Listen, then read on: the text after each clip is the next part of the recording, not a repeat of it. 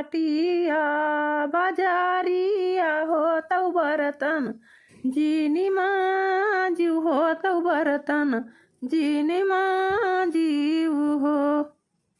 हे मोरी धाना जीनी जायू हाटिया बाजारिया हो तौ बर्तन जीनी मांजिऊ हो तौ बर्तन जीन मांजिऊ हो। हे मोरी धाना जीन कीऊ राम के रसोइया हो चुनारी धूमिलाई हई हो चुनरिया धूमिलाई हई हो। हे मोरी धनिया जीनी की रामे के रसोइया हो चुनरिया धूमिलाई हई हो चुनरिया धूमिलाई हई हो। हे मोरी धाना जीनी की राम के रसोइया हो चुनरिया धूमिलाई हई हो चुनरिया धूमिलाई हई हो। किया गई है हाटिया बाजारिया हो तौ बर्तन किया माजी हई हो तौ बर्तन किया माजी हई हो।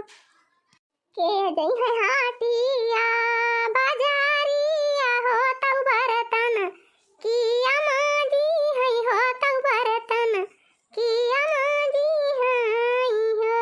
हे मोरे पियावा किया करी है राम तेरा सोइया हो चुनरिया कैसे बाची है हो चुनरिया कैसे बाची हई हो।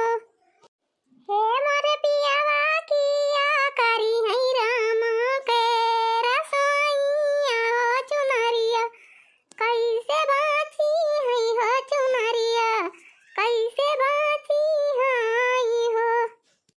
मैया जई है हाटिया बाजारिया हो बहिनिया बर्तन माजी है हो बहिनिया बर्तन माजी हई हो।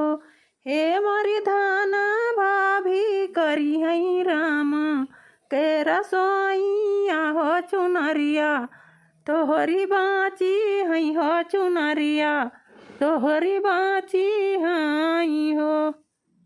हे मोरी धाना भाभी करी है राम के रसोइया हो चुनरिया तोहरी बाची हई हो चुनरिया तोहरी बाची हई हो। मैया तोहरी बुढ़ाई हई हो बहिनिया ससुराई तिनी हो बहिनिया ससुराई तिनी हो।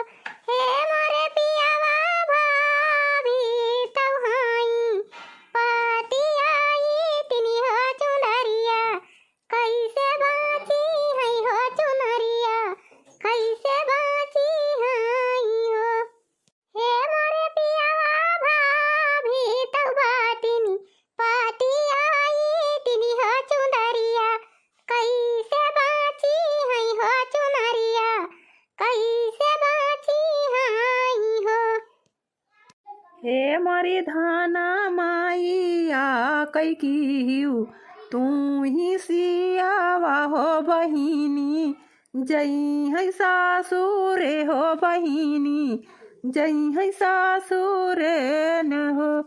हे मोरी धान भाभी कभी अज बैनाई हारावा हो चुनरिया तोहरी बाची हई हो चुनरिया तोहरी बाची हई हो। ये मोरी धाना भाभी कभी अजबे नाई हरावा हो चुनरिया तोहरी बाची हई हो चुनरिया तोहरी बाची हई हो। हम करबाई माइया कैसिया हो ननदी ससुर जाई हई हो ननदी ससुर जाई हई हो। हे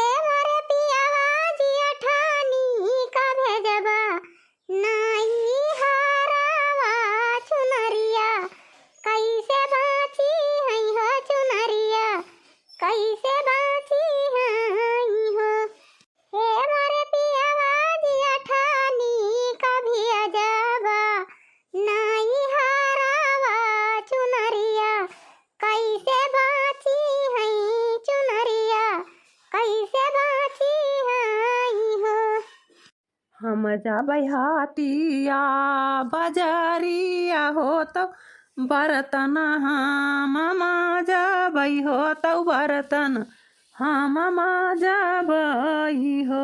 हे मोरी धनिया हम करबै राम कै रसोइया हो चुनरिया तोहरी बाची हो चुनरिया तोहरी बाची हई हो। हे मोरी धान हम करबै राम कै रसोइया चुनरिया तोहरी बाची हई हो चुनरिया तोहरी बाची हई हो।